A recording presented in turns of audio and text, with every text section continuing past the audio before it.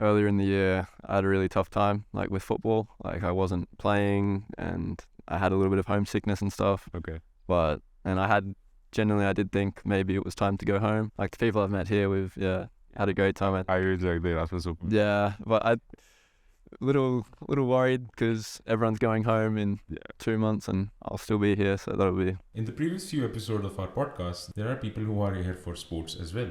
Now, in this episode in particular, I'm going to have a conversation with an Australian football player, Connor, who is also my good friend and who is also here for Erasmus. I know I've been mentioning this with every one of my friends over here, but it's actually true that, everyone over here is a really good friend of mine. So Connor is here from Australia, all the way from Australia, and he has already been here in Germany once, already in 2020. But he has to go back, unfortunately, because of COVID, and now he's back here again, and he's doing some pretty good job in achieving some of his goals of his life over here in Germany. So this is a very fun-packed conversation, very insightful as well for anyone who wants to start his career in football. But without any further ado, let's get started.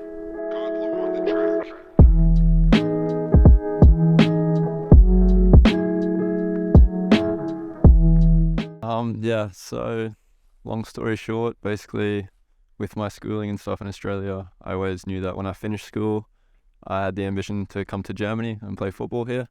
So yeah, you finished school, came over here through a contact with my dad, one of his family friends. Okay. And then I was lucky enough to have the opportunity to trial at a football club here, and then so it's not professional, but yeah, semi-pro, and still hoping someday to pursue it. You want to grow in this same field? Yeah, so.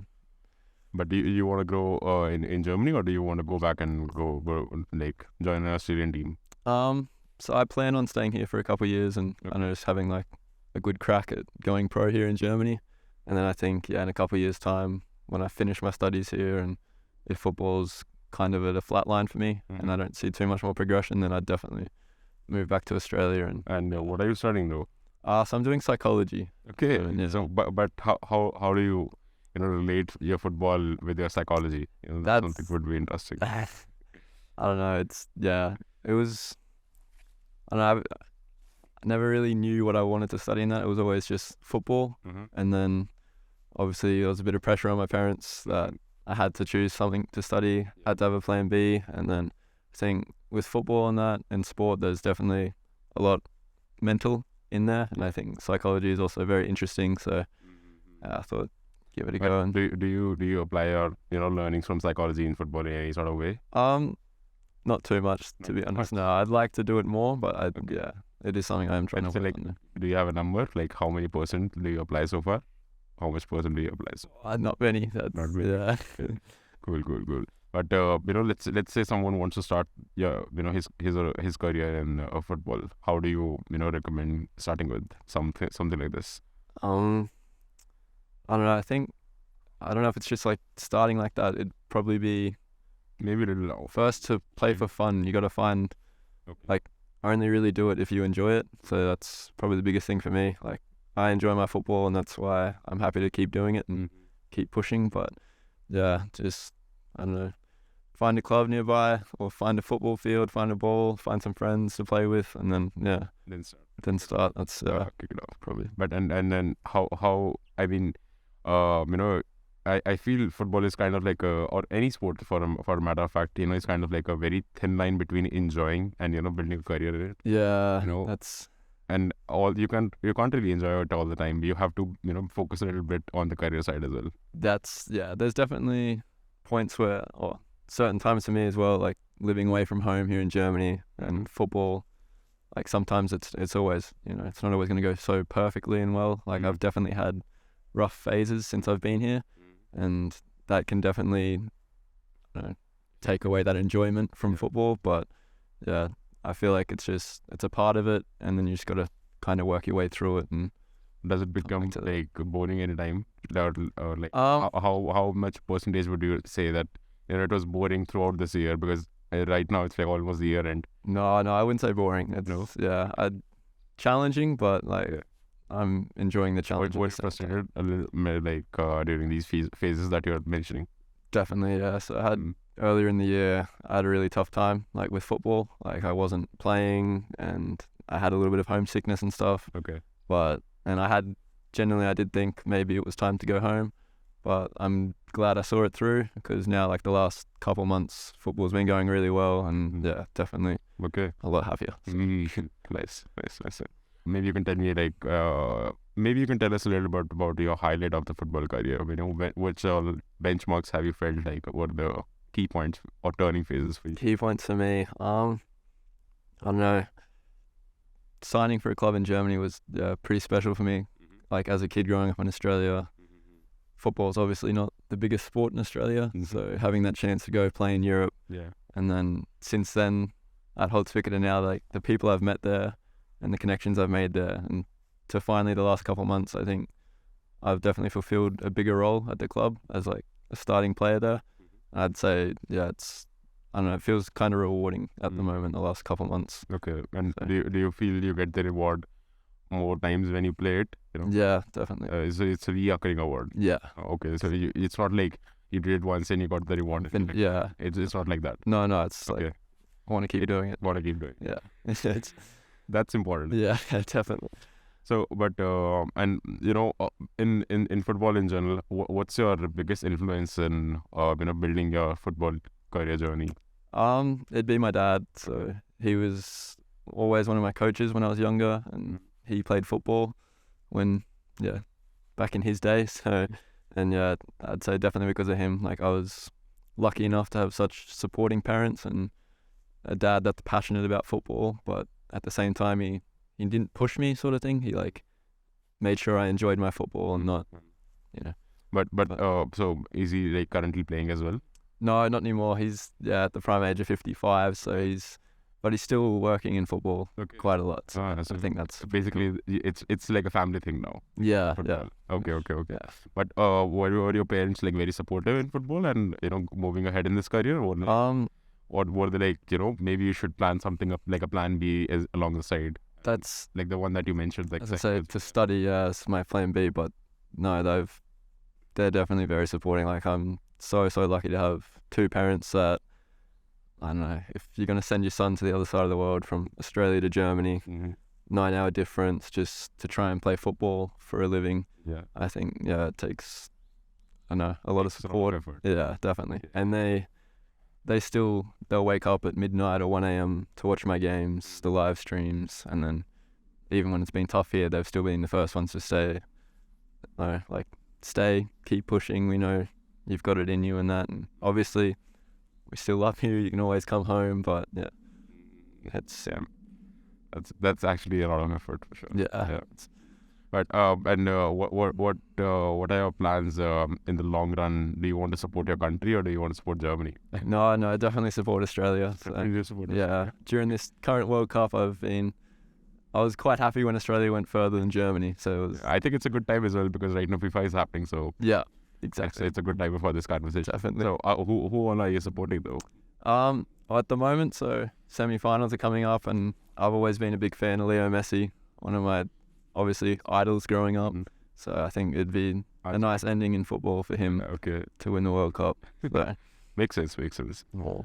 So then being in like a competitive game like this, like football essentially, how do you manage and walk through the pressures are there?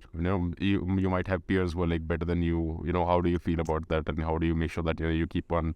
You essentially don't get demotivated from all these things. Yeah. I know that'd be another thing. Like with my dad, I always kind of remember where I came from and why I'm doing it. Like my family, they support me. I do it for them, but I also do it for myself at the same time and the enjoyment. And yeah, I think the level I'm at the moment, there's probably not too much pressure yet. It's definitely growing as I continue to like play at a higher level. But yeah, I guess I always just tend to think back on family and friends and the reason why I do it. Okay. But do you think like without the support of essentially a family, it would have been extremely hard, or someone, let's say someone is not having the support from his family, then is it going to be like really challenging, or some people can make it through? I'm sure they can make it through, but I feel like it'd just be a different sort of pathway for them. Like I'm sure they'd have other reasons why they began to play football as well. Then, because that's kind of the grounding of my football love was from my dad, my family. Okay. So And what have you have this influenced your relatives as well in some sort of way? Like, do they have opinions as well? Because that's something like always there, when your parents are meeting your relatives or someone, then they're like, and then they ask, what's your son doing, and then how is it for them, and how is it for you essentially?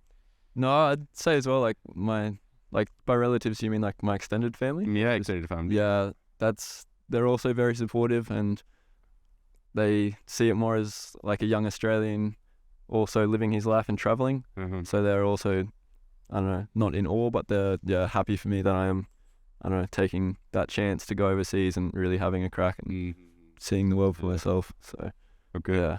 And do you travel often, and do you travel with football? Yeah, so I've definitely been through Germany quite a bit with football now, and in the off season I tend to choose to stay here in summer in Germany, and then I travel to a couple of European countries, and I'll look to do the same next year.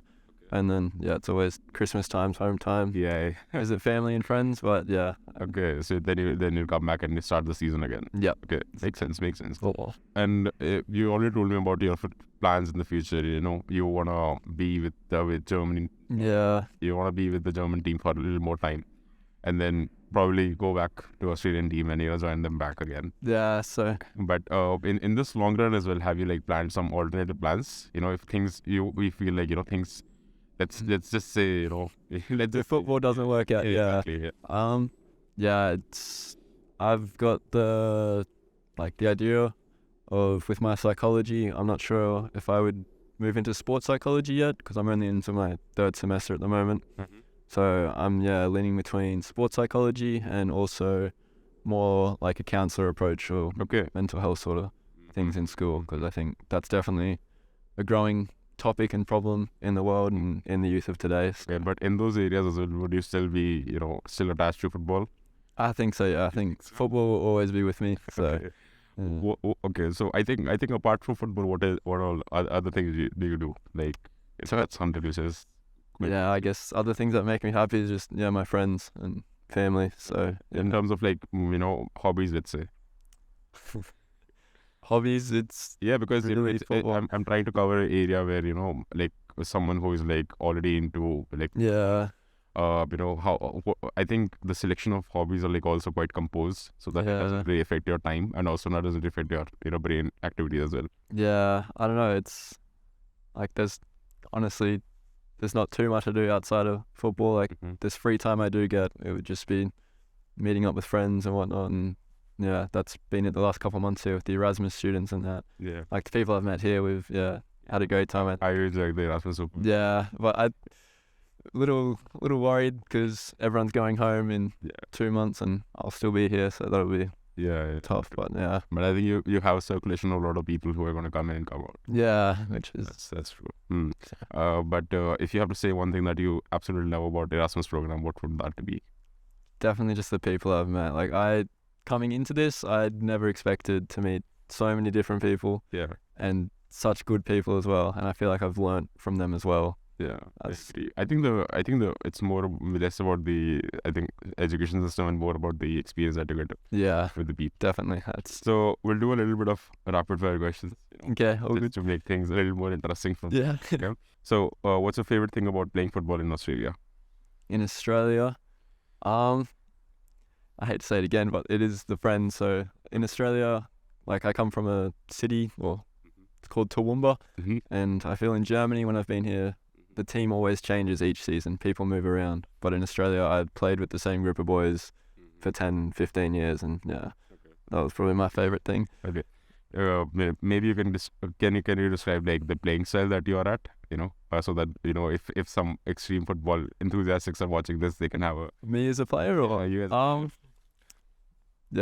typical 8 box-to-box midfielder at the moment. So I feel the football enthusiasts will understand that. That's okay.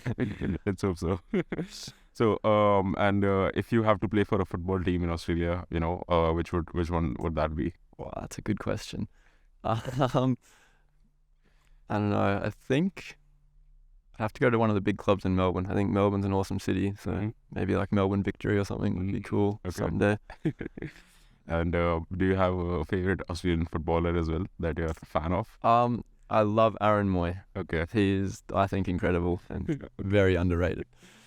And if you have to play at a famous or any of your favorite Australian stadium, which one would that be?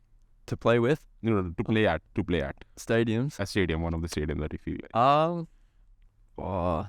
So it could be Suncorp, which is in Brisbane, because Okay. I've been there so many times Mhm. growing up. But I think I'd have to say maybe Amy Park. I feel like it's got a great atmosphere for it. And if you have to play with someone who, or any of the Australian player, let's say you. It's got to be Aaron Moy. It has to be. It's just last couple of years of Australian football is really been my idol. So. Okay. And anything would you recommend for anyone who is going to Australia for the first time? Maybe little on those aspects as well. Like I've never been to Australia, so in case I want to go sometime in the future. But you have to come. Yeah. It's definitely a beautiful country, and but I'd say come to the East Coast. That's more the side where I live, and I don't know. You just gotta really try and experience the whole country, because if you're flying so far, but you gotta wildlife, culture, food, everything. It's But anything, any one specific thing that you would definitely recommend? One specific thing. Great Barrier Reef. What is it? It's part of the 7 Wonders of the World. Oh, okay. Yeah, and it's I don't know. Unfortunately, it's slowly dying a bit, and it's up the top of the East Coast, and it's a coral reef. And Okay, coral reef. Yeah. Okay, So I think I've heard about it, but I'm not sure though. It's definitely worth seeing, and I don't know. Okay, and I think Sydney is quite popular for a lot of things as well, if I'm not. Yeah, Sydney's probably the biggest city in Australia, to be honest. But, you'd have to visit that. So I think according to your recommendation, everything is worth visiting. Yeah, definitely.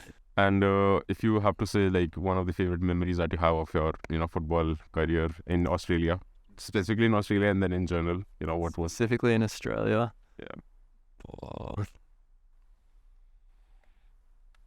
Probably has to be my high school football. Yeah, there was, I don't know, growing up through high school. God, that's terrible. Sorry. Okay. But I always watched my older brother play for the first 11 football team. I watched other players as I was going through grade 7, 8, 9, 10, and then when I finally was in my final senior year to play on Old Boys Oval, which is like our main pitch, in front of 300-400 people from school watching us, and to score a goal was one of my best memories from Australian football, definitely. And your best memories in football in general? In Germany? Maybe in general. Yeah, maybe in Germany, and anything that you feel like is much more monumental than. Germany, we won the local cup last season, so I think that was. And then actually, when I was here first in 2020, I was one of the youngest players in the squad, and we had a really, really good start to the season, which was unfortunately ended because of COVID. Okay. So that was definitely a peak for me, the players that I was playing with. And so you were here in 2020 and then you went back?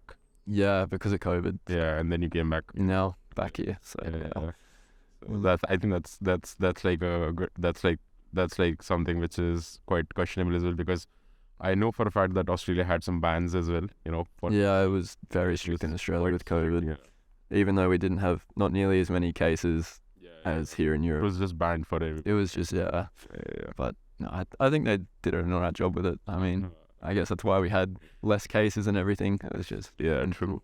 And maybe this is like a very offline question, offside question. I think offside is a better word.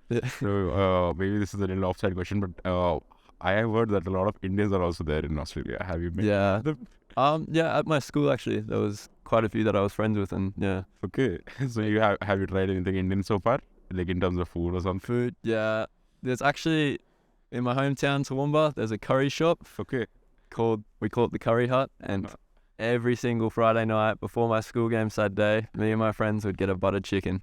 And it was, wow, it's incredible. Okay, nice, amazing, man.